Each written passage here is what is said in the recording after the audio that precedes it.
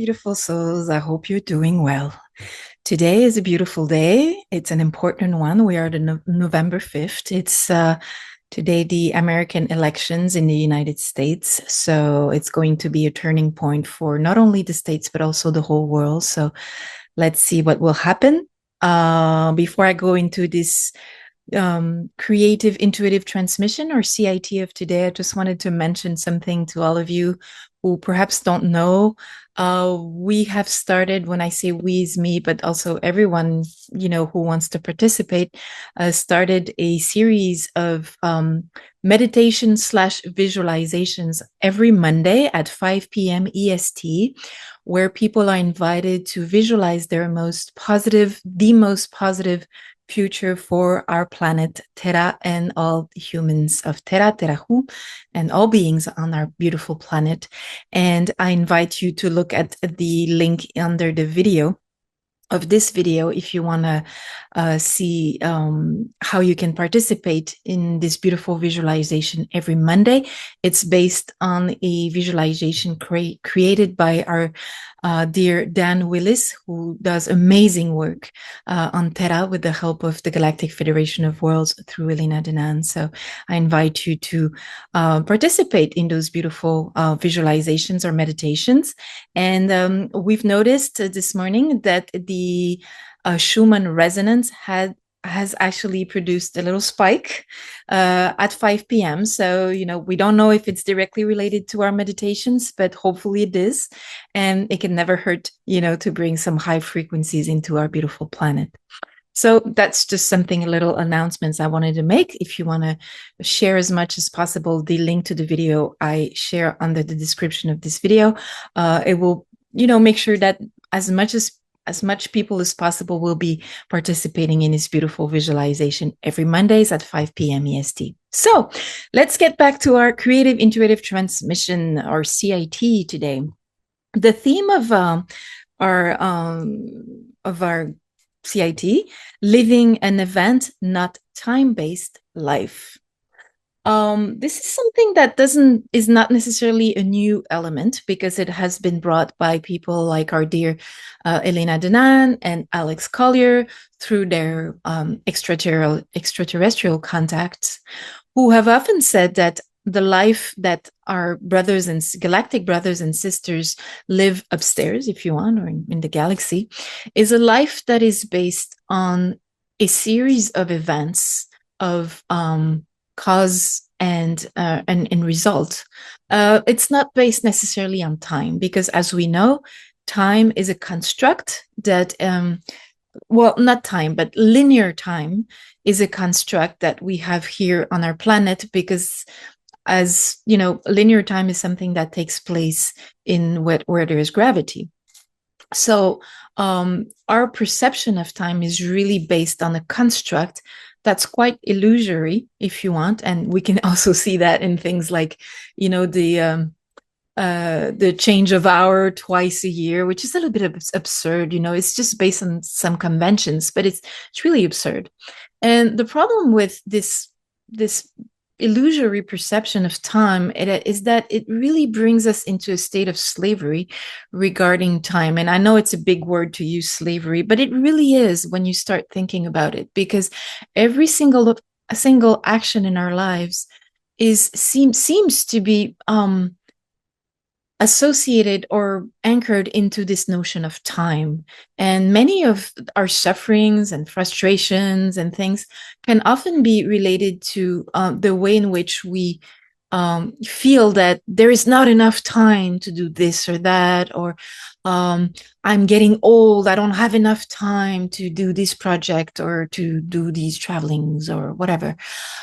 Time, as you know, is really playing an important, crucial, unfortunately, big part of our lives. And that's also part of the programming that we've received in this matrix. And it's really time for us to start thinking about the box of time. I completely understand that we live still a little bit in the third density, even though we're slowly moving towards fourth density for sure. But because of that, we're still kind of caught up in that matrix where people tell us that, you should be there at this particular time, you should be doing this at this particular time. And if you haven't done this in this particular time frame, then you're late, or you're lazy, or you're not doing things well. And so there's a lot of guilt and a lot of stress and a lot of control going through this whole perception of time. So I was invited personally, and as always, these creative intuitive transmissions are based on also on my personal experience, because this is how I anchor my own spirituality, is through my physical, grounded experiences in life. And I've been invited by the Mella Collective, which is my soul cluster, through our beautiful heart connection that we have, a sort of a quantum heart connection. It's not channeling, it's not, it's just simple connection of the heart. That this soul cluster of mine, which I'm part of, always invite me to see things from a different perspective and try to anchor this new form of thinking or of perceiving reality into my 3D life or into my everyday life. So this is why I humbly shared that with you today, because I find that recently I have decided to be in a posture regarding time, and the stress related to keeping time has really helped me, by changing this perspective, or this that frame of mind really changed things for me.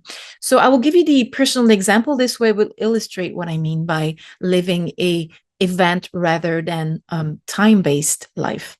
So the way, our friends upstairs and brothers and sisters say often is that when people are being impatient on Terra about, oh, disclosure is not happening fast enough, how come this has not happened, or will this happen on this date or that date, or and our beautiful contactees always contactees say from their contacts that basically what happens is that things need to happen in an event, in a series of events.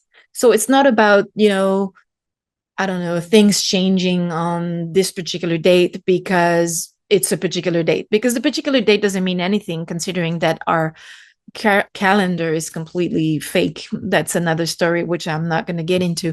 But also that our brothers and sisters upstairs believe that, or know, basically, that an event cannot take place, such as, example, full disclosure, cannot take place before certain events have taken place before that. It's just a natural evolution of the situation of event, which is kind of caused base, and it's cause and effect. And that's how the universe works. It's not about time.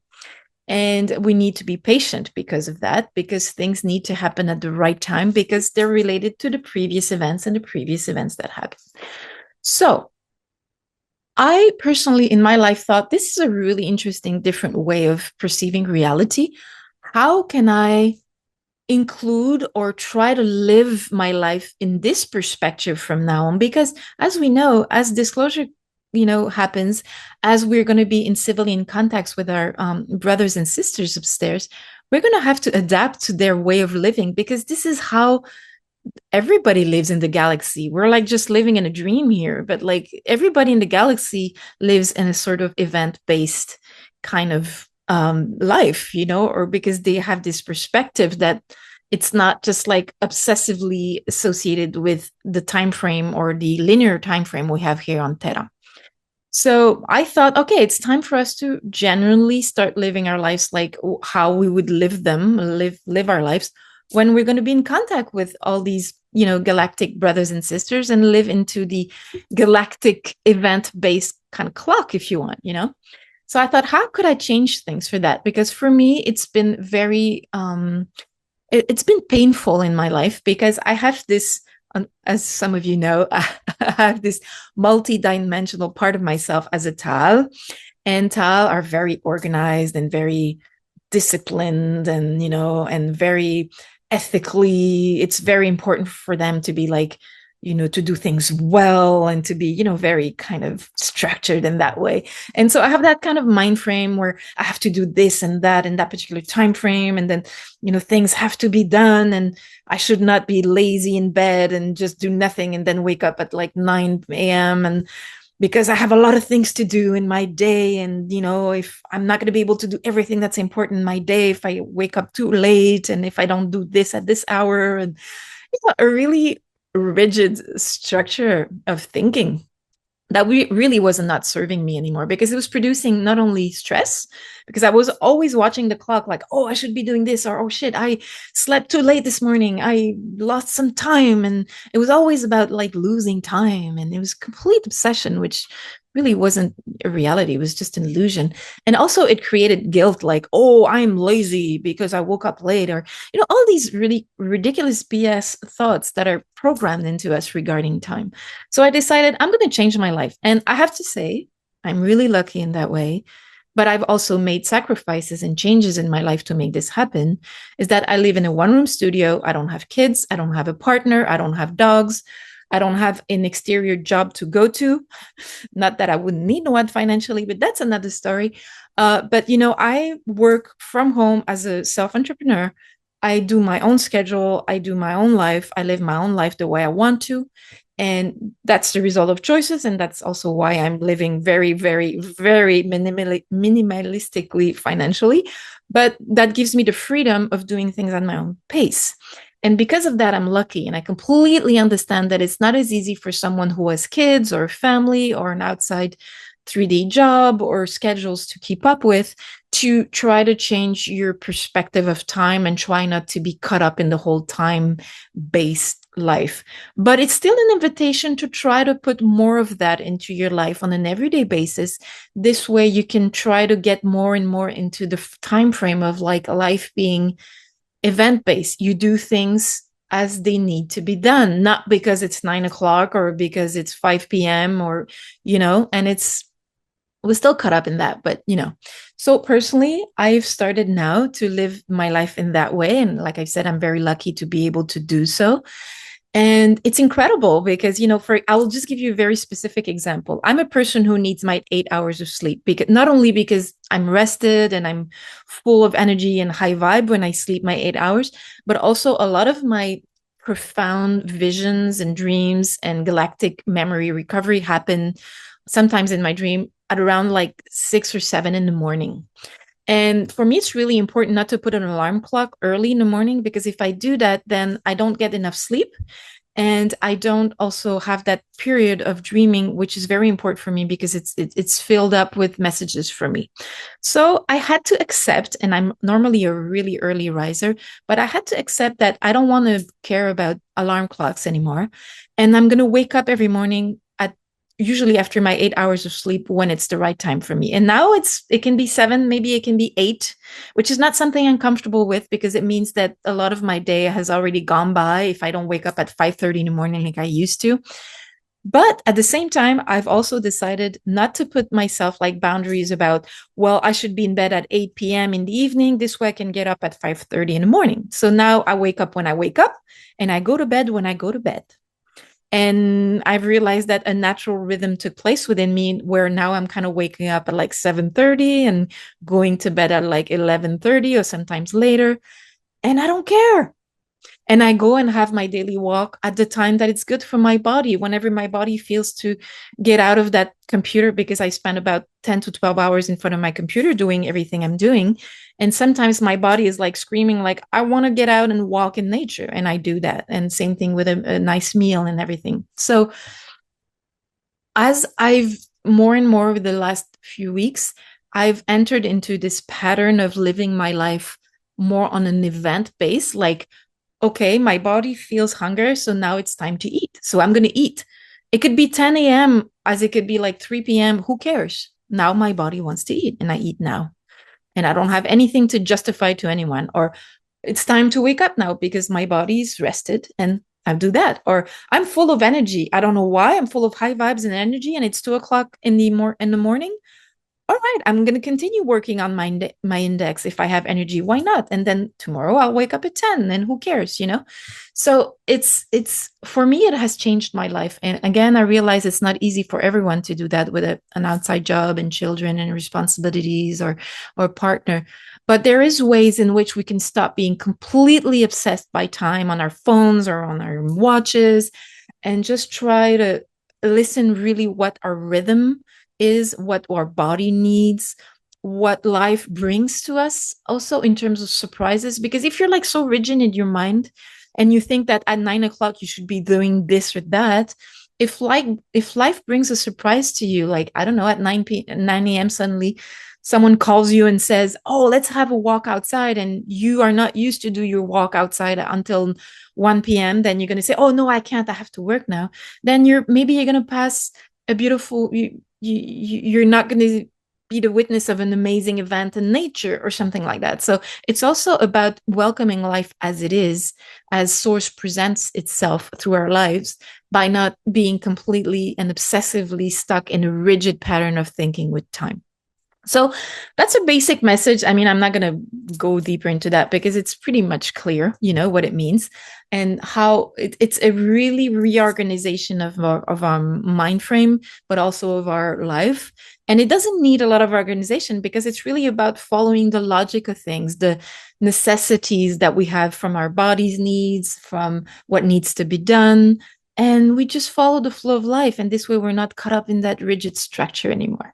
So, how does this beautiful message that was inspired to me by the Mella Collective a few weeks ago, and that I've been applying in my life now for a few weeks, and I've noticed it works wonders for me, is that we're gonna apply this message into the iconography or the symbolism of the representation in two ways, as always.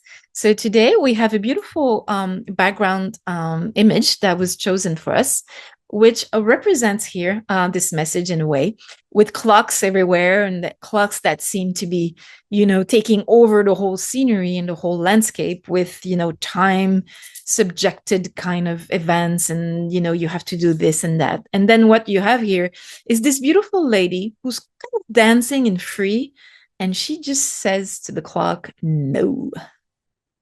So, I mean, it's not super, you know, it's super clear. The message is super evident. It's not like, you know, we don't need to be constantly the slaves of this time frame, these clocks, these cell phones, these watches. We can also organize things the way we want them and also welcome life as it comes through this beautiful acceptance of the flow of things happening at their own rhythm and the way they should be happening. So this is how I really interpret this message, this visual message here with the background. Then we have created as well a beautiful Japanese washi chiyogami paper collage that is entitled Malahil. Malahil, that is spelled here. And this collage is representing a little bit of this message on the iconographical form or symbolic form. And so the beautiful background paper that was chosen for this collage actually is, I'm just going to move a little bit, this way you're going to see it better, is actually a paper that I really love and that's loved by a lot of people I know because this paper always sells really fast. I don't know. It's a background paper that people really resonate with. So I thought it was also quite appropriate because as you can see, it's kind of waves or movements of silver and blue water in a way. But that's constellated with beautiful flowers and life and things like that. And what I see in the message, if you want, of this beautiful paper is that life is a flow. Life brings, you know, events and things, and we can go with that flow or we can resist it and be stuck into chaotic, difficult programming that really brings, like I said, you know, either guilt or, you know, self-hatred or whatever, because we're not following the right timing and whatever. So life can be sometimes it may look a little bit chaotic, but in a way life is not chaotic. It just brings every time the best thing at the right time. We just don't necessarily know what that is, and if we resist to it, it can be painful. So this beautiful blue background and silver background really represents for me the flows of source and how we can take life as an event-based way of living, where we just take those flows and we follow those flows rather than breaking them with our rigidity and with our time frames.